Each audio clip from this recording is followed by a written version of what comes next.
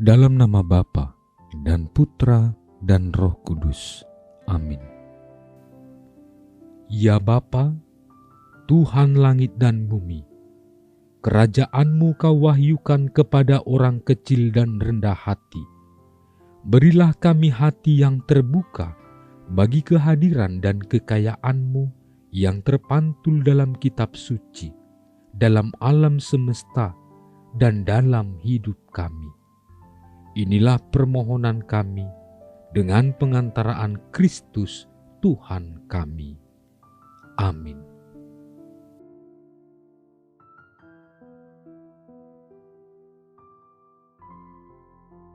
Pada suatu hari, Yesus berkata kepada orang banyak, "Aku berkata kepadamu, sesungguhnya di antara mereka yang dilahirkan oleh perempuan tidak pernah tampil seorang yang lebih besar daripada Yohanes Pembaptis.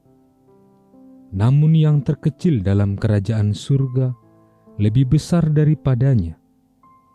Sejak tampilnya Yohanes Pembaptis hingga sekarang, kerajaan surga sudah dirongrong, dan orang yang merongrongnya mencoba menguasainya.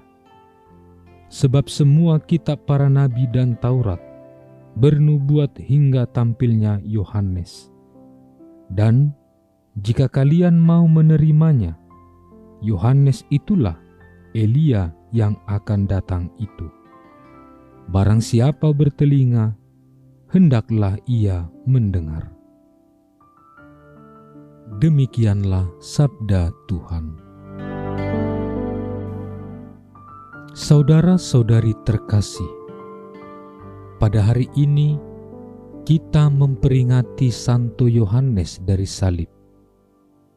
Ia adalah seorang imam dan pujangga gereja.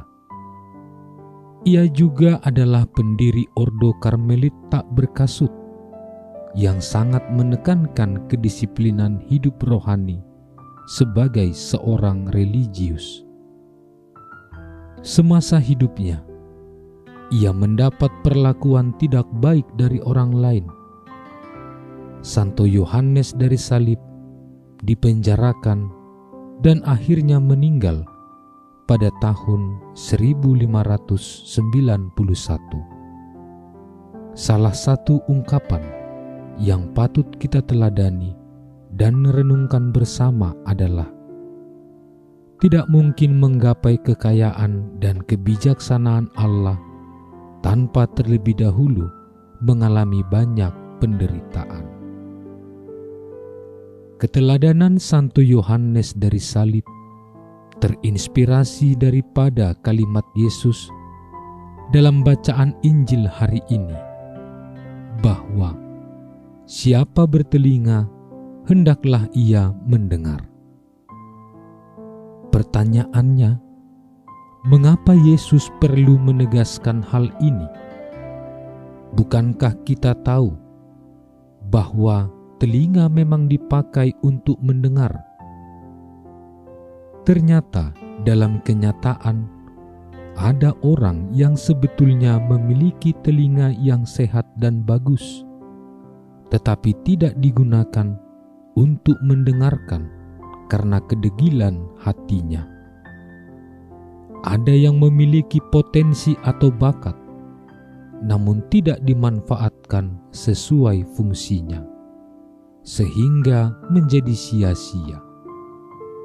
Dengan kata lain, orang menyia-nyiakan rahmat yang Tuhan berikan dengan cuma-cuma dan dalam jumlah yang banyak. Saudara-saudari terkasih, dalam kehidupan sehari-hari ada banyak nasihat, pengetahuan, sharing pengalaman dari saudara-saudari. Akan tetapi, kerap juga dihiraukan begitu saja, tidak didengarkan dengan baik, sehingga berlalu. Ada begitu banyak sabda Tuhan yang kita dengarkan lewat pewartaan para pelayan sabda. Bahkan dapat kita baca sendiri bila ada kehendak. Namun, semuanya berlalu tanpa memberi efek pada pertumbuhan rohani, karena tidak sungguh mendengarkan, menghayati, dan menghidupinya. Oleh sebab itu, sangatlah beralasan jika Yesus mengingatkan orang-orang di sekitarnya supaya memanfaatkan indera yang diberikan oleh Tuhan sesuai dengan fungsinya, supaya membawa kebaikan dan anugerah bagi diri sendiri dan sesama. Saudara-saudari terkasih, marilah kita mendengarkan ajakan Tuhan. Siapa bertelinga, hendaklah ia mendengar, agar panca indera yang Tuhan berikan kepada kita dapat digunakan dengan baik untuk pertumbuhan rohani, yakni mendengarkan sabdanya, menghayati sabdanya, dan menghidupi sabdanya. Tuhan memberkati. Bapa yang penuh kasih, seringkali kami dalam hidup sehari-hari tidak menggunakan panca indera kami dengan baik. Kami tahu dan sadar bahwa Engkau telah memberikannya dengan cuma-cuma.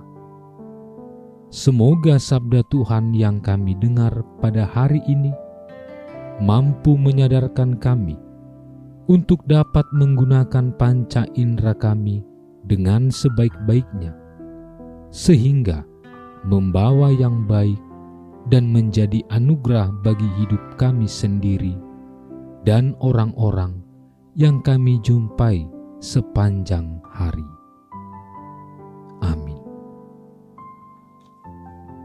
Allah Tritunggal Maha Kudus, Bapa, Putra, dan Roh Kudus, Engkaulah Allah Esa yang Maha Kuasa dan Maha Rahim. Kami puji dan muliakan Dikau. Di tahun komunitas basis ini, dengan sepenuh hati, kami mengagungkan Dikau, karena Engkaulah sumber, dasar, dan model sempurna kesatuan kami dengan Dikau, sesama dan alam ciptaan. Kami mohon, anugerahilah kami Roh Kudus-Mu, agar kami mampu membangun persaudaraan dan persekutuan sejati di dalam keluarga, komunitas-komunitas, dan seluruh gereja. Dengannya kami menjadi tanda kesatuan dan kehadiran-Mu di dunia ini. Bunda Maria, Bunda yang berbelas kasih, doakanlah kami anak-anak-Mu, agar hidup rukun dan bersatu seperti keluarga kudus di Nazaret, dengan pengantaraan Kristus Tuhan kami. Amin. Dalam nama Bapa dan Putra dan Roh Kudus. Amin.